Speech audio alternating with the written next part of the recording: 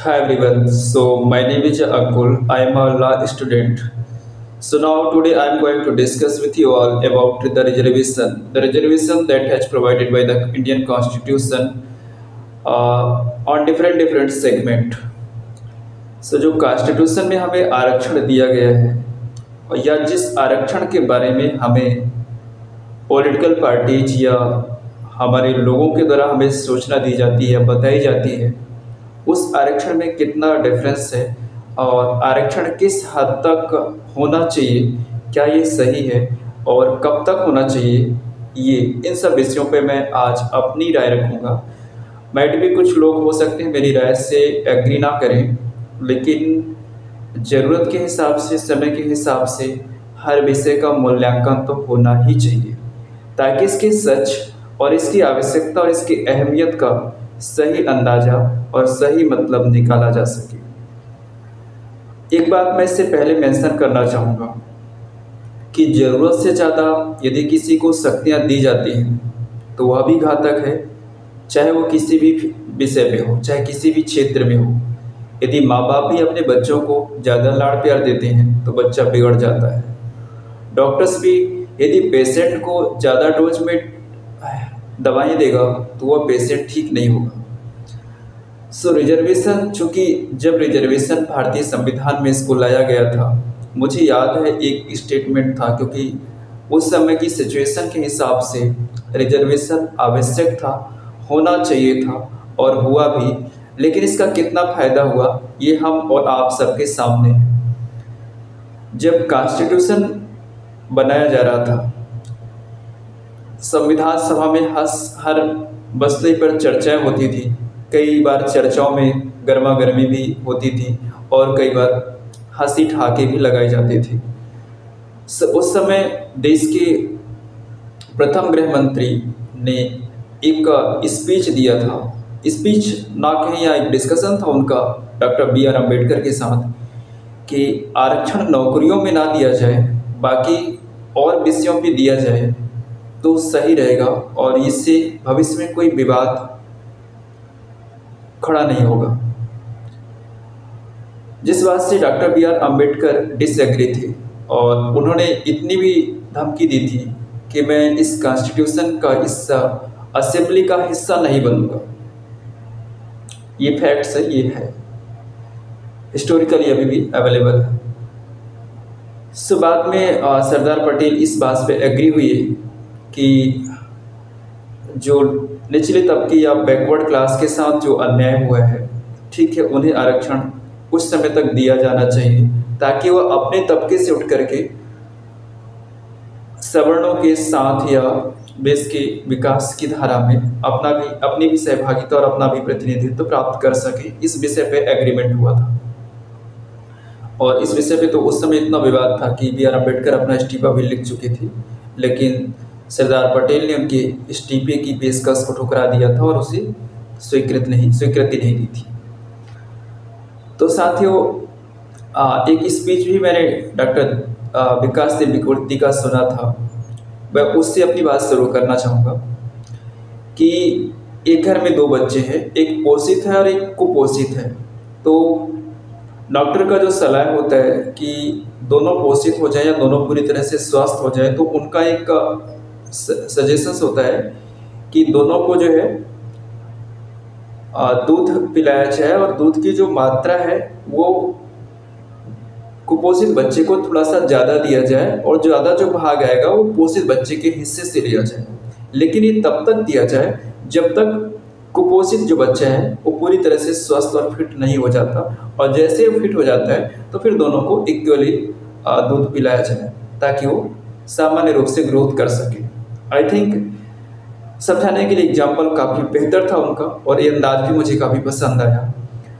अब वर्तमान में जो आरक्षण की व्यवस्था है, चूँकि देखो उस समय जो आरक्षण हमें आपको मिला था, मैं भी ओबीसी वर्ग से हूँ, तो उस समय जो आरक्षण हमें और आपको मिला था वह काफ़ी विवादों में था।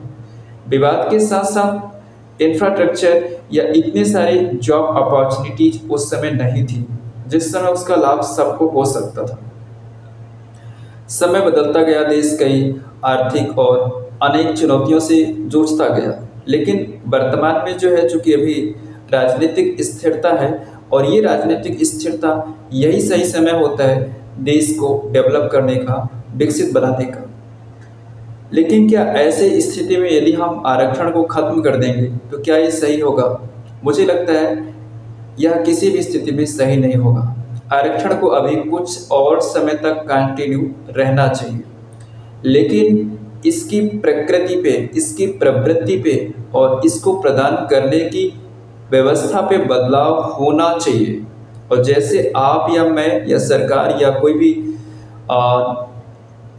कोर्ट या न्यायालय इस विषय पे अपनी प्रतिक्रिया देगा तो वह आलोचनाओं का शिकार होगा, और वह हो सकता है कि समाज के बीच एक ऐसे व्यक्ति के रूप में पेश किया जाएगा कि वो आरक्षण के खिलाफ है, जबकि वो आरक्षण के खिलाफ नहीं है। आरएसएस के संचालक ने भी इस विषय को कहा था कि हम आरक्षण के खिलाफ नहीं हैं, लेकिन आरक्षण उसको दिया जाए जिसको आरक्षण की जरूरत है, क्योंकि आरक्षण के नाम में राजनीतियां खूब होती हैं। आपके आरक्षण के बचाव के लिए लोग कानून पीएलआई तक फाइल कर देंगे, बड़े बड़े आर्टिकल लिख देंगे, बड़े बड़े स्पीच दे देंगे मंचों पे, लेकिन आपके आरक्षण का आपको ही मतलब नहीं समझाएंगे। साथियों, जिस वर्ग से मैं रहता हूँ उस वर्ग में आरक्षण का जो लाभ होता है वो वाकई में उस व्यक्ति को नहीं मिलता जिसको मिलना चाहिए। ऑलरेडी जो पहले से वित्त पोषित है, वह सिर्फ जाति के नाम पर, वह सिर्फ जाति के नाम पर आपको आरक्षण समझाएंगे। लेकिन हमारे यहाँ पे ऐसे भी वर्ग हैं जो वित्त पोषित हैं और फाइनेंशियली काफ़ी स्ट्रांग हैं, जिन्हें कदाचित आरक्षण जैसी किसी चीज़ की आवश्यकता नहीं है, लेकिन वो आपका हक छीन जाएंगे, आपका हक ले लेंगे। ये सिर्फ मेरे वर्ग में नहीं हो रहा, ये दलित वर्ग में भी हो रहा है। ऐसे कई लोग हैं, कई ऐसी कई पार्टीज हैं ऐसे जो इसका खुला राजनीतिकरण करके लाभ ले रही हैं। और कॉन्स्टिट्यूशन भी, कोर्ट भी ऐसे में नहीं कर सकता, क्योंकि कास्ट के आधार पर अब तक आरक्षण दिया गया है। तो मेरे कहने का मतलब है, क्योंकि आप उम्मीद करोगे कि उस वर्ग से कोई व्यक्ति आके ये कहेगा कि मुझे अब आरक्षण नहीं चाहिए क्योंकि मैंने अपने विकास कर लिया है और अपने बच्चों का ग्रोथ या उनकी स्टडी के लिए मैं कैपेबल हूँ, ऐसा कोई कहने वाला आपको नहीं मिलेगा यहाँ पे।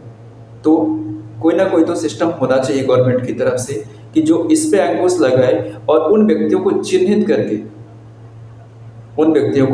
करके उस वर्ग से बाहर निकाल दे, ताकि आरक्षण जो है जिसकी आवश्यकता उस तक जा सके।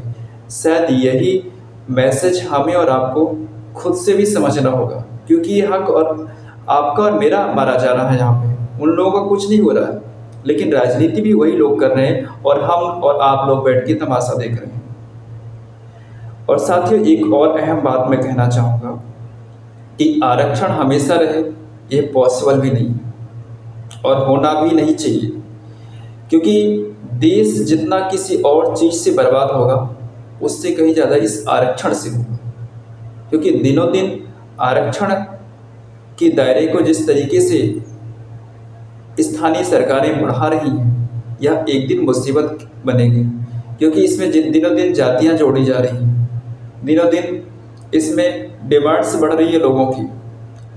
लेकिन कहते हैं ना कि कोटा तो फिक्स है, यदि उससे बाहर जाओगे तो किसी और का हक आप छीनोगे, तो उस वर्ग में क्या होगा? असंतोष पैदा होगा, और असंतोष पैदा होगा तो क्या होगा? लोग रोड सड़कों पे आएंगे। महाराष्ट्र में मराठा आरक्षण के बारे में सुना ही होगा, गुर्जरों ने के आरक्षण के बारे में सुना ही होगा, कितने बड़े बड़े प्रोटेस्ट होते हैं और इससे कितनी आगजनी होती है, कितना प्रॉपर्टी लॉस होता है गवर्नमेंट का। तो ये बहुत सारे मसले ऐसे खड़े होंगे। तो मेरी सिंपल सी राय है, आरक्षण अभी कंटिन्यू होना चाहिए, लेकिन आरक्षण किसको देना चाहिए यह तय होना चाहिए।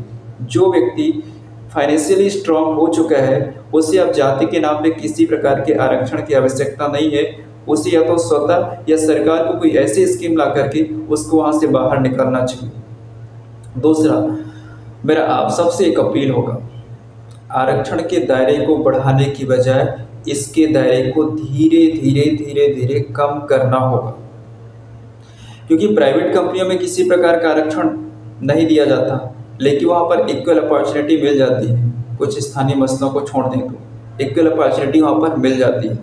मैं जिस ऑर्गेनाइजेशन में काम कर रहा हूँ वहाँ पे कोई आरक्षण जैसी व्यवस्था नहीं है, लेकिन वहाँ पे scheduled caste and scheduled tribal caste के भी सीनियर पोस्ट पे हैं पढ़े लिखे लोग। वही चीज़ हमें इंडियन गवर्नमेंट में भी लानी होगी। हाँ, सिस्टम के अंदर बहुत सारी खामियां हैं। अभी भी जाति के नाम पे जो है पावर्स का मिसयूज किया जाता है, लेकिन ऐसे समय में ये कहना कि हम जातिगत जनगणना करके आपको जातिगत प्रतिनिधित्व देंगे, ये कहाँ तक सही है? यह बिल्कुल भी सही नहीं है, आप सबको बरगलाने वाली बात है। तो साथियों, मेरी रिक्वेस्ट यही होगी कि आरक्षण को वास्तविक मूल्यों पे समझने की आवश्यकता है। इसे अभी खत्म नहीं करना है, लेकिन इसके दायरे को बढ़ाना भी नहीं है। रिलीजन के नाम पे आरक्षण बिल्कुल भी नहीं होना चाहिए। वर्तमान में कांग्रेस की जो कर्नाटका गवर्नमेंट है उसने रिलीजन के नाम में कुछ परसेंटेज दिया है खास कम्युनिटी को, उसका हमें सख्त विरोध करना चाहिए, क्योंकि यदि एक कोई शुरुआत करेगा तो दूसरा राज्य भी इसकी नकल कर सकता है। और वोट बैंक के लिए राजनीतिक पार्टियां जरूर आपको आरक्षण का खूब भरोसा दिलाती होगी, लेकिन यकीनन आपको ये मिलने वाला नहीं है। इनके बहकावे में मत आए। आप अपने अंदर कैपेबिलिटी और एलिजिबिलिटी के साथ साथ इंटीग्रिटी और अकाउंटेबिलिटी और साथ साथ आपको अपने अंदर एजुकेशन को जो है स्पेस देना है, जगह देना है और उसके आधार पर ग्रोथ करना है, क्योंकि ऐसे में देश नहीं चल सकता। और आरक्षण जो है दिनों दिन एक चर्चा का विषय तो हमेशा से ही बना रहा है, जब तक ही रहेगा तब तक बना ही रहेगा, लेकिन इसके नाम पर लोगों को जो बरगलाया जाता है, आई थिंक उस पर नियंत्रण होना चाहिए। ये तो थी मेरी अपनी खुद की राय। आप इस विषय में क्या सोचते हैं, आप जरूर शेयर कीजिएगा। इस अंक में बस इतना ही। आपने इतना समय दिया इसके लिए आपका बहुत बहुत धन्यवाद। शुभ रात्रि।